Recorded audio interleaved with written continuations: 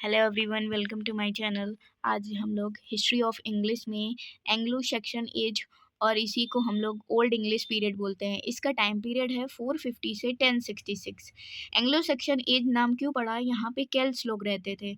जैसे कि इंडिया में ब्रिटिश लोगों ने हम इंडियंस को परेशान किया हुआ था, वैसे ही केल्ट्स में कुछ लोगों को केल्ट्स लोगों को कुछ लोग परेशान कर रहे थे।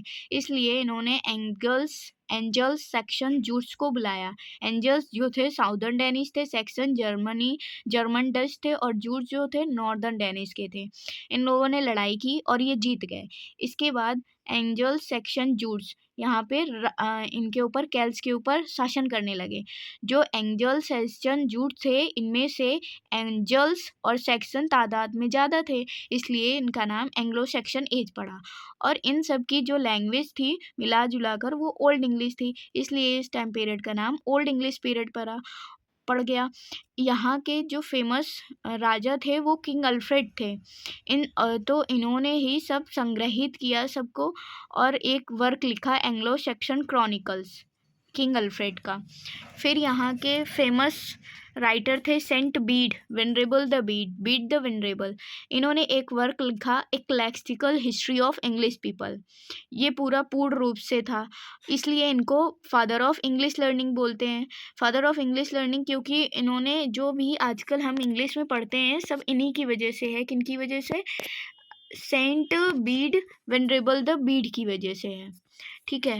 और यहाँ पे दो तरह के पोएट हैं, नोन पोएट भी हैं, अननोन पोएट हैं। नोन पोएट हैं केनमिनहाइम और सिनेवुल्फ, और अननोन पोएट हैं इपिक, बेवुल्फ, प्रोटोगोनिस्ट। इन्होंने इपिक जो है महाकाव्य, बेवुल्फ लिखा है, और बेवुल्फ का किसने लिखा है कुछ पता नहीं है, इसलिए इनको अननोन पोएट बोलते हैं। इनके बेवुल्फ इसका टाइटल भी है, प्रोटोगोनिस्ट भी है, और सब ये बेवुल्फ ही है। और केल्ट्स लोग जो थे इनका ओरिजिनल इनहेबिटेंट्स ब्रिथोन्स एंड गेल्स था, ठीक है। यहाँ के मेजर पोएट हैं केनमिन, सिनेवुल्फ एंड किंग अल्फ्रेड। केनमिनहाइम को कंसीडर किया जाता है ओल्डेस्ट पोएम की तौर पर, और ये 7th सेंचुरी की है। Is one of the oldest surviving written text in English. ये इंग्लिश में लिखी गई है। जो पोएम बेवुल्फ है उसको फर्स्ट एपिक बोलते हैं ओल्ड इंग्लिश लिटरेचर में, और इसने अचीव किया है नेशनल एपिक स्टेटस ब्रिटेन में। किसने? बेवुल्फ ने। और एंग्लो सेक्शन क्रॉनिकल जो है वो किंग अल्फ्रेड ने लिखा है, वो संग्रहित किया है ना। Bede ecclesiastical history of English people, इन्हीं को venerable the Bede the venerable कुछ भी बोल सकते हैं। बेवुल्फ की मैन्यूस्क्रिप्ट लिखी गई, उसको समटाइम क्या बोलते हैं? नॉवेल कॉडेक्स बोलते हैं। बेवुल्फ जो है ये एक एपिक है और इसकी लाइंस हैं 3182 एलिट्रेटिव लाइंस हैं, और इसको सेट किया गया है पैगन स्कैंडिनेविया में 6th सेंचुरी में। इसके हीरो बेवुल्फ को क्या बोलते हैं? हीरो ऑफ गीट्स बोलते हैं, और ये प्रोटोगोनिस्ट भी हैं बेवुल्फ, और इसका टाइटल भी बेवुल्फ है, क्योंकि स्कॉलर को इनके राइटर का पता ही नहीं चला कौन है, इसलिए सारे स्कॉलर ने इनको बेवुल्फ ही बोल दिया। और इस पीरियड के Anglo Saxon during 600 year, Anglo Saxon period जो ब्रिटेन में रहा 600 ईयर तक। और इस टाइम पीरियड में क्या क्या लिखा गया? एपिक पोइट्री लिखी गई, हाइगोग्राफी लिखी गई, सरमन्स। हाइगोग्राफी क्या होती है? जो सेंट्स की होती है बायोग्राफी, वो लिखना, उसी को हाइगोग्राफी बोलते हैं। सरमन्स, उपदेश, बाइबल ट्रांसलेशन किया गया, लीगल वर्क्स लिखे गए, क्रॉनिकल्स जो किंग अल्फ्रेड ने लिखा है, राइडल्स जो पहेलियाँ लिखी गई, और अदर्स चीज़ें लिखी गई।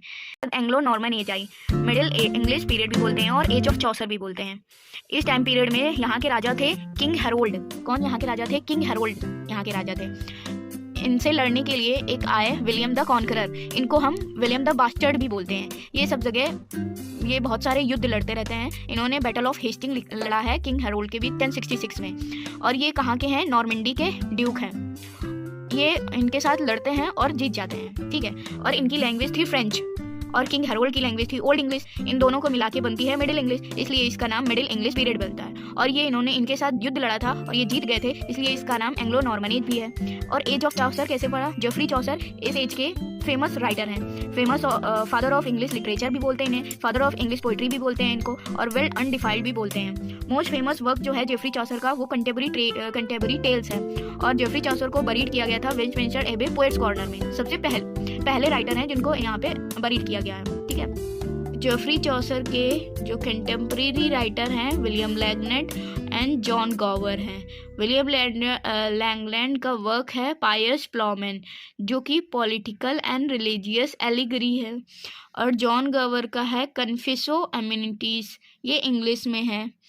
और इसी टाइम पीरियड पर एक रिलीजियस मूवमेंट हुआ था, किसके खिलाफ? रोमन कैथोलिक चर्च के खिलाफ वहाँ पे। तो उसको हम उस रिलीजियस मूवमेंट को लोलार्ड मूवमेंट बोलते हैं। और इस टाइम पीरियड पे प्रिंटिंग प्रेस विलियम कैक्सटन ने सेटअप किया था इंग्लैंड में 1476 में। और इस टाइम पीरियड पे कुछ पर्ल पोएट भी थे, इनको हम गॉविन पोएट भी बोलते हैं।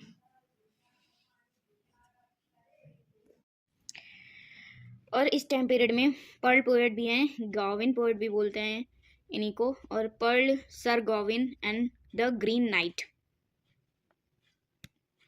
इस टाइम पीरियड में कुछ फॉर्म इंट्रोड्यूस हुई हैं, आयाम्बिक पेंटामीटर। आयाम्बिक पेंटामीटर जो है इसके अंदर सिलेबल होते हैं, उसमें 10 सिलेबल होते हैं, इसलिए डेकासिलेबिक। राइम रॉयल और ottava rima and heroic couplet 2 lines की होती है। जॉन वाइक्लिफ जो हैं इनको मॉर्निंग स्टार ऑफ रिफॉर्मेशन भी बोलते हैं। मॉर्निंग स्टार रिफॉर्मेशन इसलिए बोलते हैं क्योंकि इन्होंने रिलीजियस मूवमेंट किया है जो कि रोमन कैथोलिक चर्च के अगेंस्ट था, जिसका नाम हम लोगों ने स्कॉलर ने लोलार्ड मूवमेंट दिया है। और जो नॉर्मन कंक्वेस्ट हुआ था किंग हेरोल्ड और विलियम कॉन्करर के बीच, उसका इम्पैक्ट क्या हुआ? सोसाइटी हायरार्काइज हो गई 3 भागों में। जैसे कि इंडिया में है जो पंडित होते हैं वो उच्च लेवल के, और छत्री लोग ऐसे ऐसे करके नीचे, वैसे ही वहाँ पे जो क्लर्जी होते थे वो लैंग्वेज यूज़ करते थे लैटिन, और जो नोबल लोग होते थे वो यूज़ करते थे फ्रेंच, और जो लोअर क्लास के लोग होते थे वो इंग्लिश यूज़ करते थे। और यहाँ पे कुछ इम्पॉर्टेंट फैक्ट भी हुए, इम्पॉर्टेंट चीज़ें हुई, वो हैं बैटल ऑफ फुलफोर्ड जो कि हुआ 20 दिसंबर 1066, बैटल ऑफ हेस्टिंग 1066 में, 100 ईयर वॉर्स हुआ 1337 1453 में, ब्लैक डेथ बिबोनिक प्लेग हुआ 1348 से 1349 में, पीजेंट रिवॉल्ट हुआ 1381 में, विलियम कैक्सटन ने सेटअप किया प्रिंटिंग प्रेस, कहाँ पे? इंग्लैंड में 1476 में, वॉर ऑफ रोजेस हुआ 1455 to 1485। Thank you so much, और अगली एजेस आगे के वीडियोज़ में।